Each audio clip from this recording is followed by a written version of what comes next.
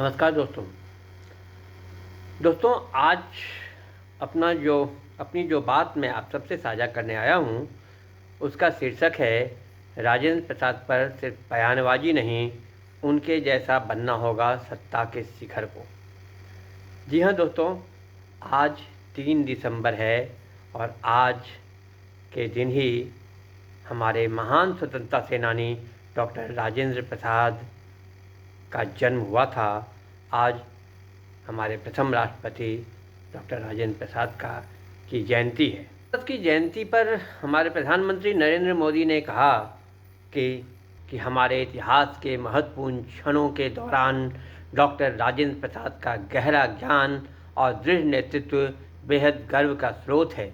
लोकतंत्र और एकता के समर्थक के रूप में उनके प्रयास पीढ़ियों तक गूंजते रहेंगे। उनकी जयंती पर उन्हें श्रद्धांजलि। जी हाँ दोस्तों, मोदी जी ने बिल्कुल ठीक कहा है कि राजेंद्र प्रसाद जैसे महान व्यक्तित्व का हमारे देश को बहुत फायदा हुआ है और कई पीढ़ियों तक वो याद किए जाएंगे। लेकिन क्या आज की राजसत्ता को सिर्फ राजेंद्र प्रसाद और महात्मा गांधी जैसे महान नेताओं का नाम लेकर उनकी बखान करके उनके बारे में बड़ी बड़ी बातें करके काम चलेगा? तो ये तमाम स्थितियां रही है, वह अलग बात है। लेकिन उस बुरे दिन के बीच से ही एक सबसे सुयोग्य समय का निर्धारण राजेंद्र प्रसाद के ज्योतिषीय गणना के आधार पर ही किया गया था। यह तो हुए राजेंद्र प्रसाद के ज्योतिषी बात। वह हिंदी के भी बहुत बड़े विद्वान थे और हिंदी के प्रचारक भी थे। कम लोगों को यह पता है कि राजेंद्र प्रसाद बिहार हिंदी साहित्य सम्मेलन के अध्यक्ष भी रहे हुए हैं। और इन सब से अलग जानते हम सब हैं, कहते हम सब हैं, हम सब सुनते हैं कि राजेंद्र प्रसाद का व्यक्तित्व और कृतित्व विलक्षण था। वह तीक्ष्ण बुद्धि के थे और सादा जीवन, उच्च विचार उनकी दिनचर्या में थी। राष्ट्रपति भवन में रहते हुए भी वह पीढ़ा पर बैठकर खाते थे। सादा खाना, साग रोटी जैसे, साग भात जैसे खाना खाया करते थे।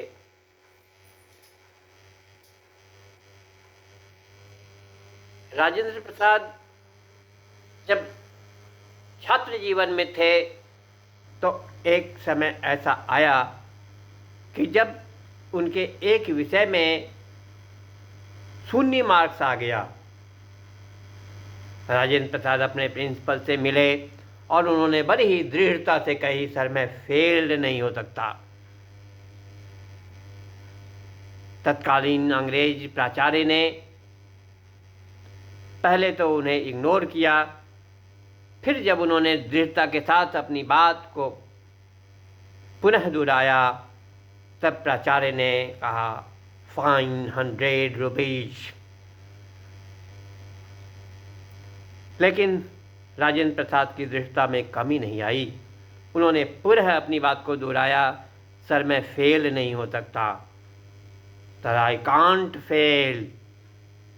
प्राचार्य महोदय ने पुनः फाइन को बढ़ाया, 100 से 200 कर दिया। राजेंद्र प्रसाद ने फिर कहा, sir I can't fail. Principal ने कहा 400 रुपीज और यह कहते गए सर आई कांट फेल और वह 400, 800 करते गए। प्रिंसिपल साहब 400, 800 करते गए। अंत में प्राचार्य को यह लगा कि जो लड़का इतनी दृढ़ता के साथ, इतने तंगी हालत के बावजूद, इतने अधिक फाइन होने के बावजूद लगातार अपनी बात पर अडिग है, तो निश्चित रूप से इसकी बात में कुछ वजन है। और फिर उन्होंने ऊपरी स्तर पर पत्राचार किया और पत्राचार का परिणाम यह हुआ कि उनकी कॉपी को इंग्लैंड भेजा गया।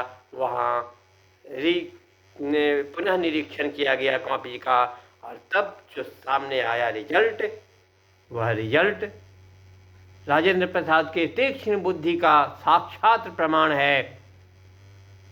राजेंद्र प्रसाद इकलौते ऐसे छात्र हैं जिनकी कॉपी पर लिखा गया था examinee is better than examiner, यानी परीक्षक से बेहतर है छात्र, परीक्षार्थी। ऐसे थे हमारे राजेंद्र प्रसाद। तो बुद्धि की तीक्ष्णता ऐसी और स्मरण शक्ति ऐसी कि संविधान सभा के निर्माण के क्रम में जब एक फाइल गुम हो गया तो राजेंद्र प्रसाद ने कहा कि मैं उस फाइल को सरसरी निगाह पढ़ा था, अगर कोई लिखने बैठे और मैं बोलूं तो शायद कुछ बातें मैं बता सकूं। और तब एक व्यक्ति उनकी बही कई बातों को लिखने बैठा और राजेंद्र प्रसाद जवानी पूरी फाइल बोलते चले गए। बाद में जब वह फाइल मिल गया और मिलाया गया तो देखा गया कि अक्षरशः राजेंद्र प्रसाद की कही हुई बातें और पुरानी फाइल दोनों समान थी। यह था राजेंद्र प्रसाद का स्मरण शक्ति, विलक्षण स्मरण शक्ति, तीक्ष्ण बुद्धि और बिल्कुल विनम्र, अत्यंत दृढ़ और बिल्कुल सादा जीवन, बहुत उच्च विचार। आज के क्या उस युग में भी ऐसे विलक्षण प्रतिभा, ऐसा विलक्षण व्यक्तित्व बहुत कम था। ऐसे विलक्षण व्यक्तित्व का अगर थोड़ा सा भी अनुकरण हमारी आज की राजसत्ता करे तो निश्चित तौर पर हमारे देश को विश्व गुरु होने से कोई नहीं रोक सकता, क्योंकि हमारे देश के गठन के बुनियाद में,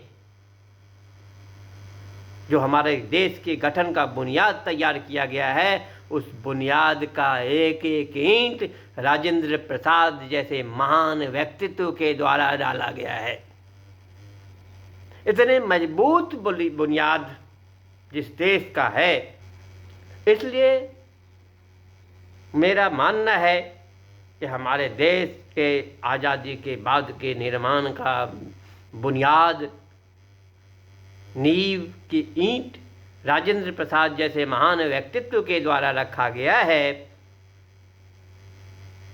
हमारा आज का सत्ता का शिखर अगर राजेंद्र प्रसाद के कार्यों का, उनके व्यक्तित्व का थोड़ा सा भी अनुसरण करे तो निश्चित तौर पर हमारा देश मजबूत बुनियाद वाला देश एक स्तंभ के रूप में खड़ा हो जाएगा। क्योंकि राजेंद्र प्रसाद के व्यक्तित्व और कृतित्व इतना महान था। तो पंक्तियों में राजेंद्र प्रसाद के व्यक्तित्व और कृतित्व को चरित्रांत हमारे देश के द्वितीय राष्ट्रपति डॉक्टर सर्वपल्ली राधाकृष्णन ने,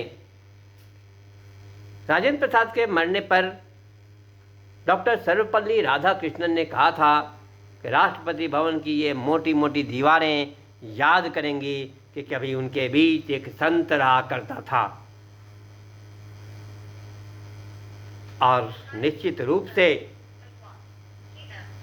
राजनीतिक सत्ता के शिखर के उस वक्त के हमारे ऐसे कैसे अनेक संत, ऐसे अनेक महान नेताओं के द्वारा निर्मित हमारा मजबूत बुनियाद को कमज़ोर करने की कोशिश की जा रही है अवमूल्यित राजनीतिक द्वारा। इसलिए अगर आज का सत्ता का शिखर हमारे उन पुराने महान सेनानियों, स्वतंत्रता सेनानियों और राजनेताओं का अनुसरण करे, निश्चित रूप पर समय से समयानुसार जो बदलाव आता है उन नीतियों में थोड़ी से बदलाव करने होंगे। लेकिन नीत और नियत दोनों अगर सही हो, राज्य सत्ता की नीति और नियत अगर दोनों सही हो, तो राज्य के विकास को कोई रोक नहीं सकता, यह निश्चित बात है दोस्तों। तो इसी सदिच्छा के साथ मैं अपनी बात समाप्त करता हूं कि हमारे देश के आज के राजनेता हमारे पुराने महान संतों का अनुकरण करेंगे।